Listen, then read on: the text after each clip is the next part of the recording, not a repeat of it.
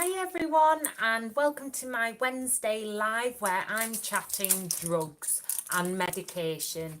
Now the reason I'm chatting all about this, I know I do a lot on eco-friendliness and complementary therapies and being as natural as possible and all of that.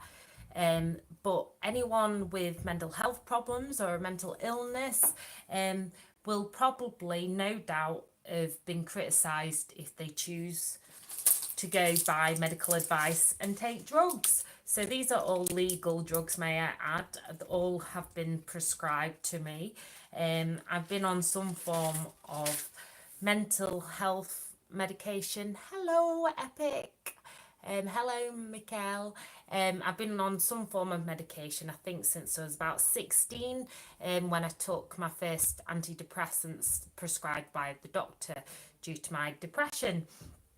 And whilst, yes, it didn't solve everything, it did help. And I always say that whilst these, Kaylee's asking if I have some sertraline. Yes, I was on sertraline until a couple of weeks ago, and I was on sertraline, which is an antidepressant, for about 3.5 years, and I found that really helpful. It's always worth checking with doctors and Breastfeeding Network if you're in the UK, if you are breastfeeding as well. But I took that whilst breastfeeding, and I took quetiapine too. There's never any guarantees with anything, but I've not found any major side effects. But again, everything you need medical advice, not my experience. But what I think I can help with in terms of experience is the criticism that you often receive when you take medication, especially for mental health problems, because they're invisible. Well, I always say they're very physical in many ways, but to most people, they are invisible. And people often say, oh, well, it's awful you've been on medication since you were 16. But honestly, these are lifesavers. Now, I'm not saying that it's good that we rely on medication to survive, and medication isn't a quick fix by no means. I do think some people can be put on drugs too early. But for me, they have been a real crutch and a lifesaver. That said, that's in conjunction with a ton of therapy.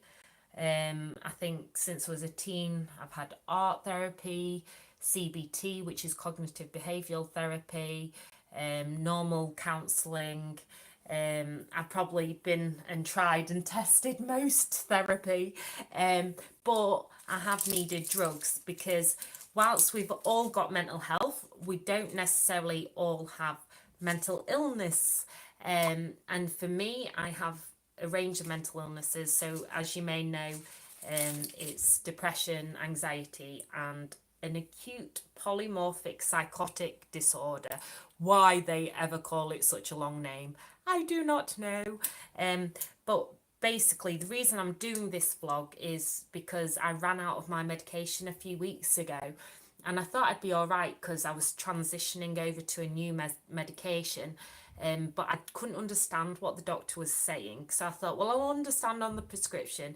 And he had really squiggly writing, and I could not understand what I was taking. So I thought, well, I'll just carry on taking my old medication. It'll be fine.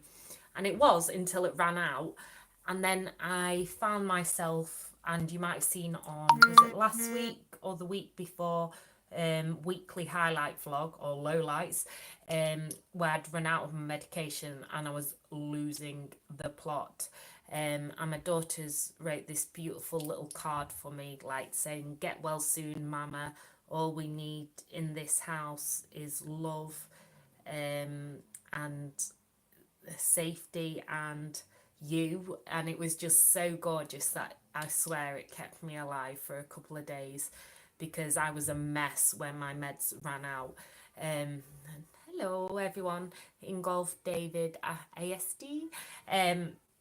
I was an absolute mess when they ran out because I thought I could cope, and that's the thing. you think you can cope without them because you feel good on the medication, if you're on the right meds, that is, so you feel stable. And actually, then if you miss drugs, it can be really detrimental. And I was literally on the floor crying.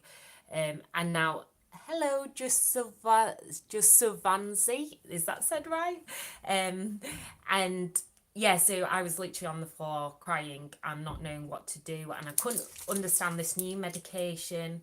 I rang my mental health nurse, which I don't normally do. Hi, Amani.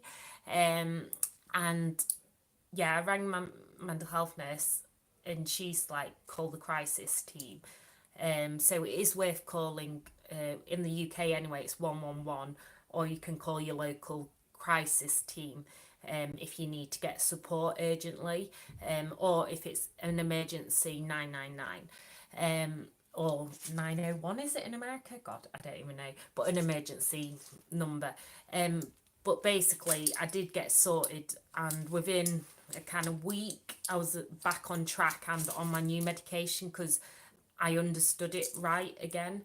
And what I found, I'm now on, so I've switched. I was on sertraline 200 milligrams in the day, which is antidepressant.